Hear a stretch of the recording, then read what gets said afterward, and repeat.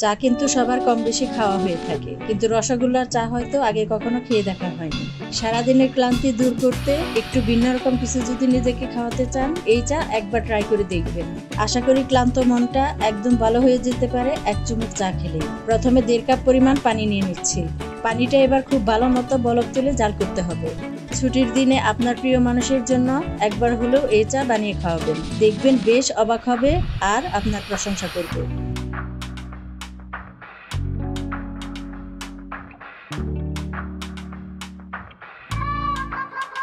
পানি খুব ভালো মতো বলক চলে আসলে দিচ্ছি চা পাতা 1/2 কাপের কম। চা পাতা দিয়ে 3 থেকে 4 মিনিট একভাবে জাল করে কড়া একটা লিকার চা বানিয়ে নিতে হবে।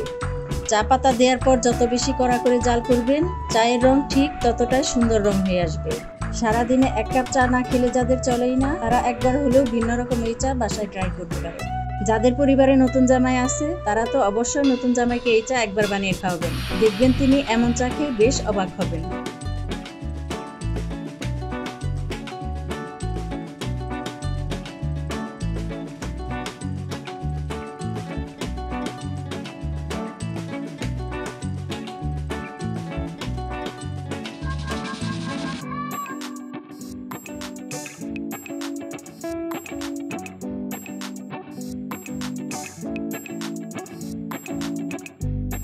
চা পাতা জাল হয়ে এরকম গাঢ় রং হয়ে আসলে দিচ্ছি লিকুইড দুধ 1.5 কাপ পরিমাণ।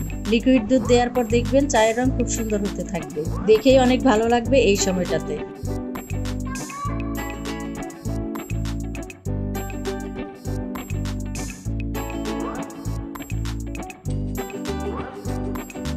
দুধ দেওয়ার পর নেড়ে জাল করব, তবে এই সময় চুলার আঁচ বাড়িয়ে জাল করতে হবে যাতে চায়ের রংটা সুন্দর হয়ে আসে। খুব ভালো মতো বলক তুলে জাল করে নিচ্ছি।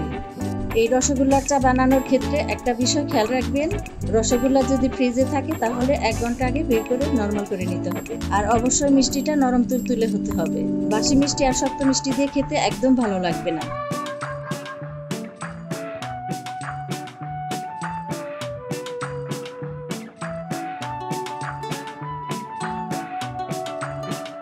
চা যখন এরকম ফুলে উঠবে, তখন ভালো মতো নেড়ে কেটলিতে সেকে ঢেলে নিব।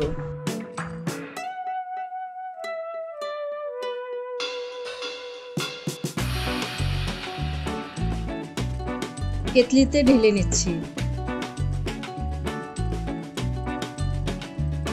এবার শিরায় ডুবানো নরম নরম রসগোল্লা নিচ্ছি। যারা চায়ের সাথে বেশি মিষ্টি খেতে পছন্দ করেন, তারা শিরা বেশি করে নেবেন, আর যারা মিষ্টি কম খান তারা শিরা বাদ দিয়ে শুধু রসগোল্লাটা নেবেন। আর যাদের সুগারের সমস্যা আছে, তারা স্পঞ্জ মিষ্টি ব্যবহার করবেন। এবার গরম গরম চা ঢেলে দিচ্ছি। যখন প্রিয়জনকে এই চা খেতে দিবেন, যখন দেখবে চায়ের ভেতরে রসগোল্লা দেয়া, দেখবেন অবাক হবে আর আপনার প্রশংসা করবে। আজকের মতো বিদায় নিচ্ছি। সবাই ভালো থাকবেন, সুস্থ থাকবেন। আল্লাহ হাফিজ।